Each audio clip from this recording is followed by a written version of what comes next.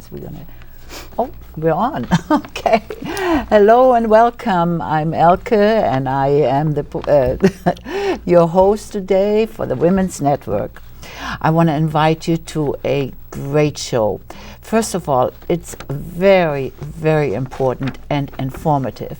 So for those of you who have not quite settled down, please do so with pen and paper, because I am sure you want to write a few things down that are of utmost importance.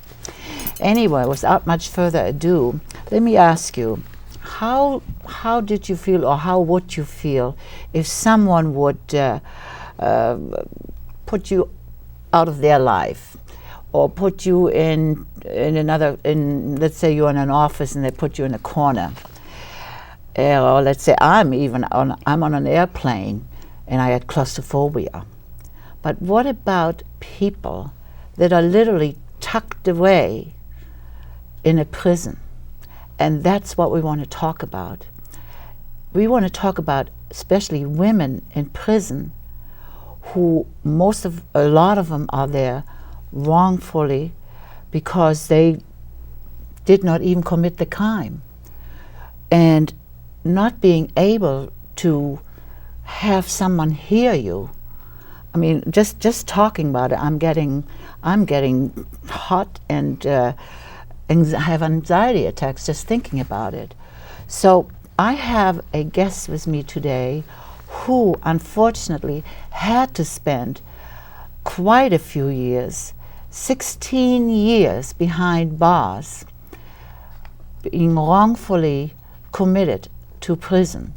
So, I mean, just the thought of it gives me the chills.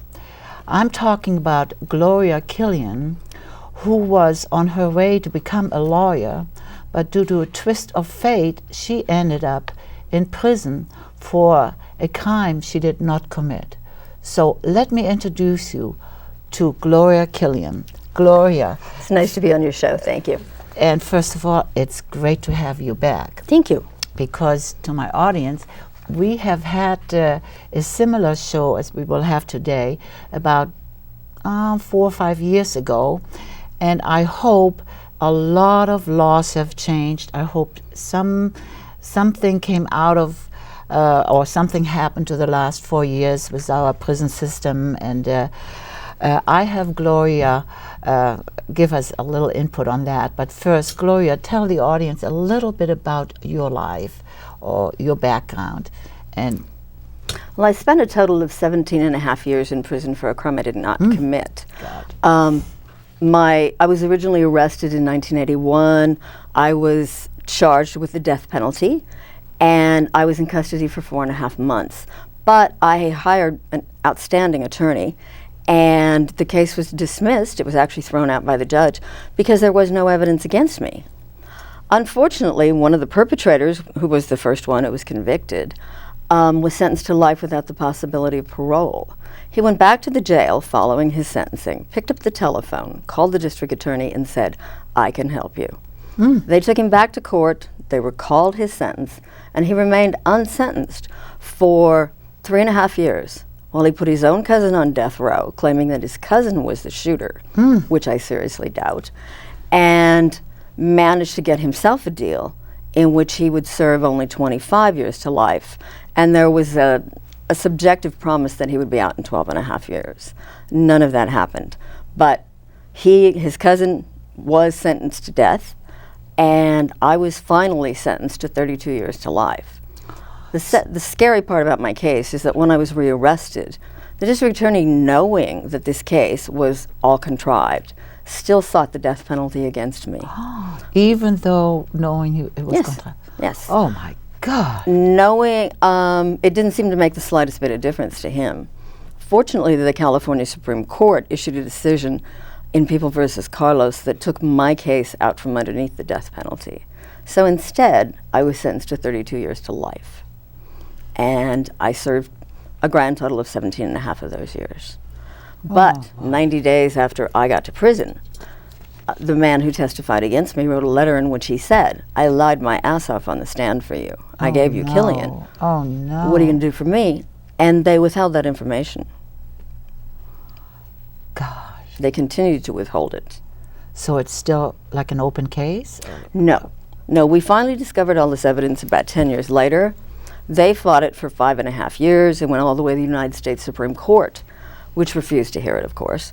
And it was finally ended in January of 2003. My God. So you really went through something, and that's only 17 years out of 32. I can't even imagine going on from there. Well, I wouldn't have gotten out anyhow, because one of the things that you have to do is go before the parole board and show remorse. I was never going to show remorse because I didn't commit the crime. Exactly. And they were never going to let me out. Oh, and that is the unfortunate situation. There's an 81-year-old woman there in that exact position. Her sentence was 7 to life, and she's been there for 30, 40 years, and she refuses to say she committed the crime because she did not. God. Well, Gloria, I'm so glad you're here. Thank you I so can't much. tell you how great it is to have you here, and we've had some other women on the earlier show, and I'm so glad that for some of them the law stepped in and they are now out. And what have you been doing since your release? Everything I can possibly think of to get into this system and do as much as possible to change it. One thing that has helped a great deal is the California Supreme Court just recently issued a decision. The cases are In re Lawrence and In re Chaputis, which held that they can no longer rely on the commitment offense alone. They have to show that the person still constitutes a threat to society. That's going to be huge for women, because most women, this is the only time in their lives that they have ever committed an act of violence. They're devastated by what they've done. They truly are terribly remorseful, and they spend their lives in prison trying to make up for what has happened and what has occurred. Even in those cases when it was self-defense, although California doesn't have a self-defense law anymore. Well, what about, for instance, like you're talking about like battered women and domestic violence for the most part? Prior right? to 1992, any woman who was on trial for having killed an abusive partner was not allowed to present any evidence as to why she did what she did. None of the abuse came in. That, of course, made it very simple to get a first-degree murder conviction. And many of them got life without the possibility of parole because they met the criteria for what are called special circumstances. Most middle-class people have insurance. That made it murder for financial gain. That carries a sentence of life without the possibility of parole. So how has that changed, or has it, tell us a little bit about the process of since 1990 and now? Well, in 1992, the law was changed by the legislature. In 1991, the legislature actually came to the California Institution for Women, and they held a hearing there. And many of these women appeared before them, and they went back and they created this law, which is a change in the evidence code that allows women to say exactly why they did what they did, what the abuse was, what had happened to them, and why they've been forced to act the way they did. It's made a tremendous change. Not nearly as many women are prosecuted for these cases anymore. Great. Oh, God, but that's a relief. The problem is that it left the women that were convicted previously in there. So finally, by 1996, there was another change. And this is the case that allows women to go back to court on a petition for writ of habeas corpus to have the court determine whether or not evidence of the abuse would have made a difference in the jury's finding. The difficulty with that is a person may not have the proof, the witnesses may be dead, she might not be able to get a lawyer, and you know, the problems involved with this can go on and on and on. But I'm happy to say that many women have gotten out underneath it, and the first and only woman that was ever retried for murdering her husband was acquitted by the jury. Oh. It happened in Modesto. They will never make that mistake again. Oh, God. There's a couple more women that will be coming out very shortly. But there's many, many more. We need a lot more lawyers. We need a lot more investigators. Now, how difficult is it to get a lawyer after you have pretty much exhausted everything in prison, to get a new trial or to be heard, or do you have to wait for the parole board hearing, or? It depends upon depends upon why you're there. And if it is a case of domestic violence or battering, intimate partner battering, the problem is these are expensive cases. It takes a big law firm to be able to afford to mount one of these defenses, because you need to investigate something that may be 20, 30 years old. That's right. You've got to hire a lot of people, do a lot of work. Yeah. My own case probably cost close to $250,000 to free me. My attorney bore a great deal of those costs himself personally, as did my friend Joyce Wright. Yeah. A lot of people are not that lucky, and unfortunately a lot of people just don't have the evidence.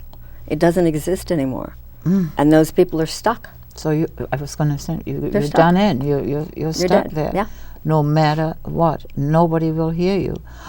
But like I said in my intro, I mean, it's giving me anxiety attacks just thinking about it, and not being able to get out or not being able to be heard, unless there is a soul like you who is trying to rattle the the cupboards a little bit, and you have started an organization. Yes. Tell me a little bit about that organization. It is the Action Committee for Women in Prison, which actually was a committee of the old Criminal Justice Consortium, which was about a 20-year-old organization that finally crashed and burned and died. And this was a committee of it, which is why we have this really difficult name. But by then we were starting to get a little bit of public reaction and awareness, so we decided not to change the name. And I took it and turned it into an independent nonprofit, which is what it is today. So who helps you with that? Who do you talk to? Who do you address? Do you go up to Sacramento? Do you go to Washington? Or do you, who are your main targets? I've been to all those places. Anybody that I can get to listen for more than 13 seconds. Yeah. I'm not exactly reticent about this, you know. It's like, hi, my name's Gloria. Did you know that I spent 17 and a half years in prison? Yeah, right. Because I think people need to know they have no idea of what really happens. Everyone has the idea that everybody in prison is dangerous and violent, and they're all 7 feet tall and heavily muscled, and they just can't wait to get out and murder you. Yeah. And that is very, very far from the truth. People do not think about women in prison, despite the fact that women are the fastest growing percentage of the prison population. I was going to ask you about some of the statistics, and it also seems to me that domestic violence is on the rise, or at least it seems that way, because I mean I open the papers and there you are. I mean more killings and more this and that and more battered women, and I mean it's like the statistics are terrible. I'm not sure that it's on the rise, other than on the rise. It's not on the rise exponentially. It is on the rise percentage-wise as the population increases, of course. But the fact remains, we haven't done anything about it. There's a proposition that is on this year's ballot. When you say we, I mean the people of California. Yeah. Mm-hmm. Because it is our obligation to make this unacceptable. Yeah. People always say, why doesn't she leave? I have a better question. Why doesn't he stop that? That's right. Why does he do that? That's right. And it isn't uncontrollable, otherwise he'd be out beating up his boss, his neighbors, and everybody else. Right. It very clearly is a controlled behavior. It's also a controlling behavior. But for some reason, we're so focused on punishment and crime, and more punishment and being tough on crime, that we haven't looked at the root cause. Proposition 9, which is known as the Victims' Bill of Rights, 2008, which gives victims no further rights than they've ever had. But what it does is it removes all oversight from the California legislature, and it gives it solely to the governor. So the parole board answers only to the governor, etc. And how has that? It has not passed, and I really urge people to vote against it. But the interesting thing is it's called Marcy's Law. And Marcy is the name of the sister of a man named Henry Nicholas, who was murdered by her boyfriend. Yeah. And he has devoted a couple of $1 million to backing this particular proposition. Ironically, I believe it was last month, it may have been the month before, he was arrested by the federal government for stock fraud, stock manipulation, and prostitution, drugs, and just about everything else that they could Yeah. come up with. They never expected to find what they found. My God. But if he really cared about his sister, I he mean, that's wouldn't quite be. a. Yeah. I wonder how he's going to like prison. Yeah. Of course, this is a federal case, which is entirely different. Exactly. But if he really wanted to change what had happened to his sister, Yeah. he wouldn't be pouring all this money into keeping one guy inside, even though it's going to keep everybody inside. They'll only go to the parole board every 15 years. But that money should have been poured into domestic violence programs, domestic violence issues, shelters, and mostly education. I've met so many teenage girls that go, "Oh, I'm not battered. I fight back." Mm-hmm. That doesn't change a thing. No. No one has the right to hit you ever. Well, if I hit you, you've got the right to hit me, no problem. Exactly. I But don't until think I do anybody that- has the right to control anyone. They you do know? not. And they certainly don't have the right to hurt anybody. Exactly. And until they do, then the same thing extends to you. And that's the area that we need to focus on. So it sounds like we have a lot of work. You have a lot of work. Everybody has a lot of thinking to do, and a lot of heavy work. I get your monthly newsletters, and you have also started fundraisers. Now, what's the purpose of these fundraisers? What do you want to achieve? Well, I'd like to make some money, which is the Right. general definition I know, of a fundraiser. but I mean, who do you want to address? Well, the reason I'm having this fundraiser now is because I operate several Christmas projects, and we're having a hard time because of the economy, as are all nonprofits. Let's face it, it's very, very difficult. The donations aren't coming in. We provide Christmas for every incarcerated woman. They all get Christmas bags. I personally only do the California Institution for Women and the fire camps, which is where I was housed. But what's interesting about this is a play that's called Life Without the Possibility of Parole. And it was inspired by a woman named Dr. Elizabeth Leonard, who came to the California Institution for Women to do her PhD thesis on convicted survivors who had killed their abusers. She turned that research into a book. Another professor turned it into a play, which he calls Life Without Parole. 95% of the dialogue in this play came from the women themselves. Oh, great. I've never seen the play personally, but I saw a DVD, and it actually gave me chills. Because some of those comments were first made to me when I was helping the women prepare for this Senate committee. And it is compelling in many ways, not just because it's a personal story and it's their voices, but it is also compelling because it exposes the hidden lives of the women behind bars and the women on the outside. I was speaking at Valley College last night, and a girl came up to me and said, "What do you know about Florida law?" I went, "Nothing." And she said, "My sister is about to be indicted for killing her boyfriend. What are we going to do?" And it still comes up. The family has a tremendous amount of money. There's a lot of political pressure, and she's going to be indicted for killing this guy. And if you do not have a good lawyer, you don't have a good expert, you don't put on a good defense, you're going to go to prison for life. Sounds like it, but then again, it's why did she kill him, and so on and so forth. I mean, there comes a process on all of this. When you were in prison, you, like I mentioned at the beginning, you were on your way to, before prison, you were on your way to become a lawyer. And I understand that in prison, you used your knowledge and you worked in the law library. And now that must have given you a lot of gratification, and you were helping people. Tell us a little bit about that and how it helped you. Or did it? It saved my life. That's basically what it did. I was the law clerk for 15 and a half years. I believe I'm the only one in the history of the California Department of Corrections and Rehabilitation that ever held the position that long. And that's where I got started on the whole issue with battered women, because I knew nothing about domestic violence. And I'm ashamed to say that I had the same prejudices as everyone else. I'm pretty sure the first battered woman, I went, "What? You couldn't find a good divorce lawyer?" And like you said earlier, why don't you leave? understand. People say, why don't you leave? Why didn't you do this? Why didn't you do that? I didn't understand any of it. But I started that work, and that was partially responsible for some of the changes in the law. And it was partially responsible for the fact that Brenda Aris was the first woman who was ever granted clemency by the governor. He reduced her sentence to 10 years and recommended that he reduced her sentence to 12 to life, recommending that the parole board let her out, and they did. But the main thing is that it really got the word out, and at that time we could have all the media access we wanted, and there was a lot of media coverage. And I think the main thing it did is it helped the woman who's currently in that situation.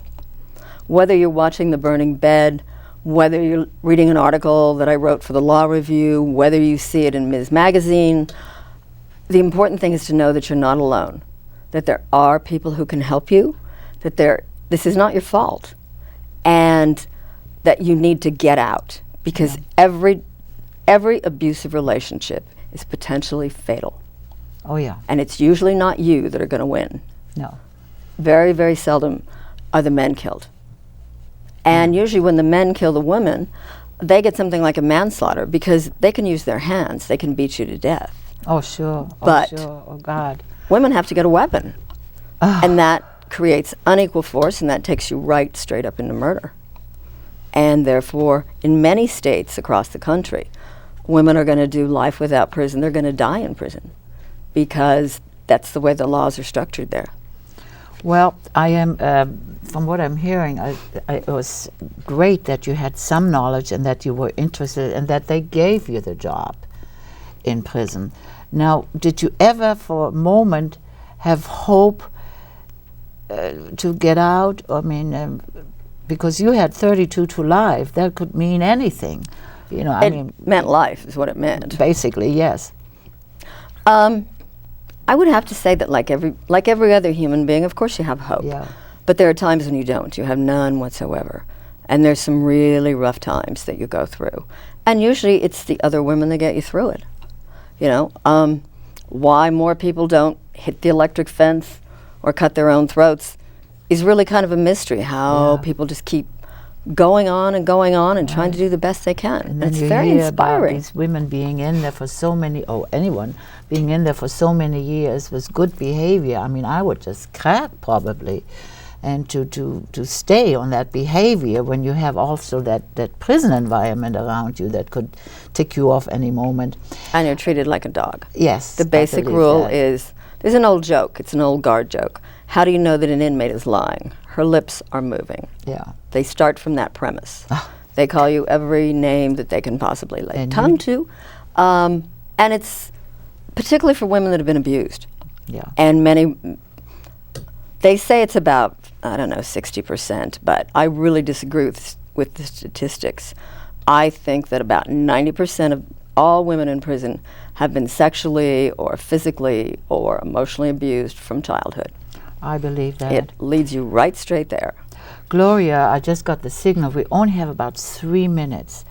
What do you think, what do you want to tell our audience, or what is urgent for you? Or what do you want to address in the 3 minutes that we have that is really dear to you? Can you... There's no pressure there, right? Mostly what I want people to understand is that people in prison, women in prison, are really no different than you and me. They are your mothers, your sisters, your grandmothers, your daughters, your nieces, your aunts, who have basically just made some bad choices and had a really terrible life. I absolutely believe in personal responsibility. We all make our own decisions. We all decide what we're going to do. But if some of those things had happened to me, I'm pretty sure that I would be right out there with them. It's called self-medicating, and I don't blame them a bit. The whole thing is, if you want to fix the prison problem, you don't need to build more buildings. You need to start rehabilitative programs. You need to stop the governor from raiding every single program and taking every single dime and putting it into guard salaries and buildings, and put it into programs that help. You got it. Proposition 5, Nora, vote yes. It expands drug treatment for drug offenders. That's the answer. If sending them to prison worked, well, then they'd never go back. Exactly. It'd be simple. Yeah. That's the way I feel. Have instead of pouring the money into building more, let's have some more programs on the horizon. Gloria, it's been great. I mean, I can't appreciate. I can't tell you how much I appreciate for you to come on, especially on a short moment there. But I knew, it was my pleasure. I knew, looking at your monthly newsletters, that you had something to say, and I hope you carry on this message. And for my audience, I will. I'm here with Gloria Killian, who spent quite a few years, 17 years and a half in prison behind bars for a crime that she did not commit. And she worked very hard to be sitting here with us, to be out of prison and sitting here with us, to give us some idea what it's like to be in prison. And now she's working very hard to be heard and work for other women to get released from prison. And you can be part of it. Join her group. She has monthly meetings, and join her group and get into action. And if you want to know more about it, please give me a call. Call the number in the credits at the end of our show, and please don't hesitate. Let's hear from you. And again, Gloria, thank you so much. It's been great, and you're just doing such a wonderful job. Please carry on. Oh, I will. And we need you desperately. And they we can need count more on people. it. Okay, well, thank you so much. And again, thank